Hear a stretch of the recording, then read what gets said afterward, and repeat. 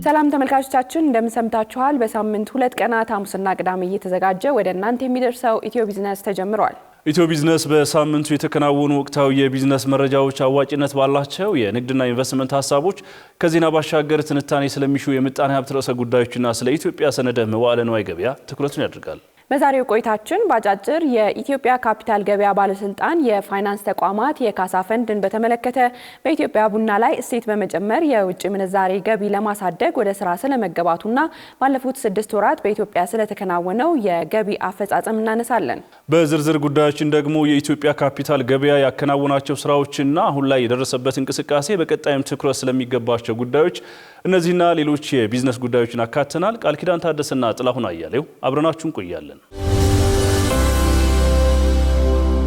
ተመልካቾች ወደ ቀዳሚው የፋይናንስ መረጃችን እናመራለን። የኢትዮጵያ ካፒታል ገበያ ባለስልጣን ባንኮችንና የኢንሹራንስ ኩባንያዎችን ጨምሮ የፋይናንስ ተቋማት ከካፒታል ገበያ ካሳ ፈንድ ውጪ የሚያደርግ ረቂቅ ደንብ መዘጋጀቱ ተገልጿል።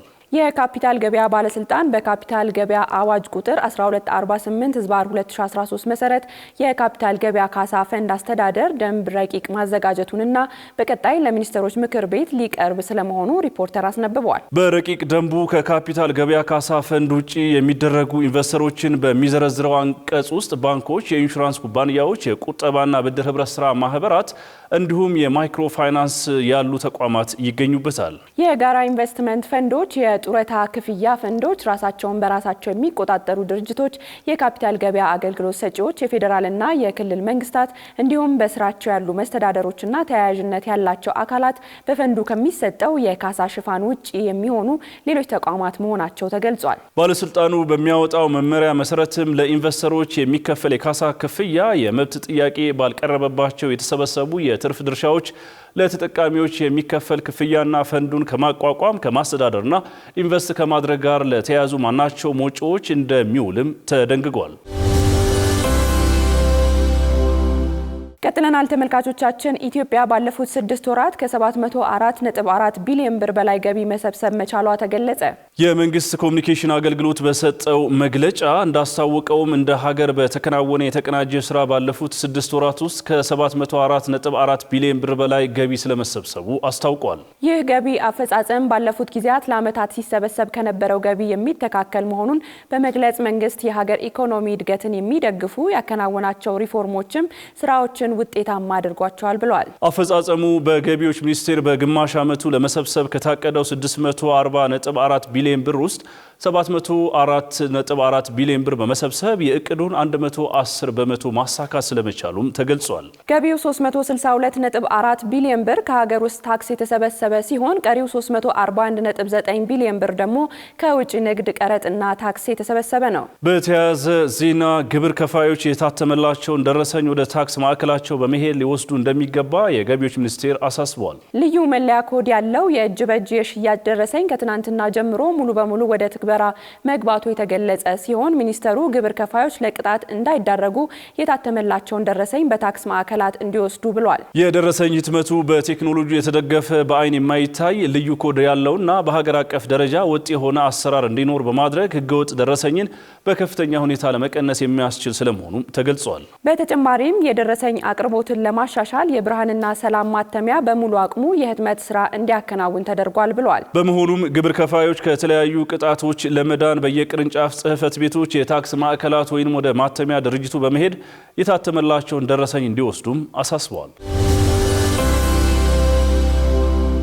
ኢትዮጵያ ቡናን በጥሬው ከመላክ ይልቅ እሴት ጨምሮ ለዓለም ገበያ በማቅረብ የምታገኘውን የውጭ ምንዛሬ ገቢ ለማሳደግ እየተሰራ ስለመሆኑ የኢትዮጵያ ቡናና ሻይ ባለስልጣን ገልጿል። የባለስልጣኑ ዋና ዳይሬክተር ዶክተር አዱኛ ደበላ እንደገለጹት የ15 ዓመት የቡና ስትራቴጂ ፍኖተ ካርታ ተቀርጾ ወደ ስራ ተገብቷል። ቀደም ሲል እሴት የተጨመረበት ቡና በምን አይነት የጥራት ደረጃና ሁኔታ ወደ ውጭ መላክ እንዳለበት የሚወስን ግልጽ መመሪያ ባለመኖሩ ዘርፉ ሳይነቃቃ እንዲቆይም አድርጎታል። ይህንን ክፍተት በመሙላት ምቹ ሁኔታዎችን የሚፈጥር አዲስ መመሪያ ጸድቆ ወደ ስራ መግባቱንና አዲሱ መመሪያ በሀገር ውስጥ የተቆላና የተፈጨ ቡናን በውጭ ምንዛሬ የመሸጥ እድል መፍጠሩን ገልጸዋል። በዚህም በርካታ የቡና ቆይ ኩባንያዎች ምርቶቻቸውን በኢትዮጵያ አየር መንገድ በትላልቅ ሆቴሎችና በቱሪስት መዳረሻዎች በውጭ ምንዛሬ መሸጥ መጀመራቸውንም ኃላፊው ጠቁመዋል። የባለስልጣኑ ምክትል ዋና ዳይሬክተር አቶ ሻፊ ኡመር በበኩላቸው በአፍሪካ አህጉራዊ ነጻ ንግድ ቀጠና ስምምነት መሰረት እሴት የታከለበት የኢትዮጵያ ቡናን ለአፍሪካ ሀገራት ገበያ መላክ መጀመሩን ተናግረዋል። የኢትዮጵያ ዜና አገልግሎት እንደዘገበው የአፍሪካን ሰፊ ገበያ እድል ለመጠቀም የኢትዮጵያን ጥሬ ቡና ከመላክ ይልቅ እሴት ጨምሮ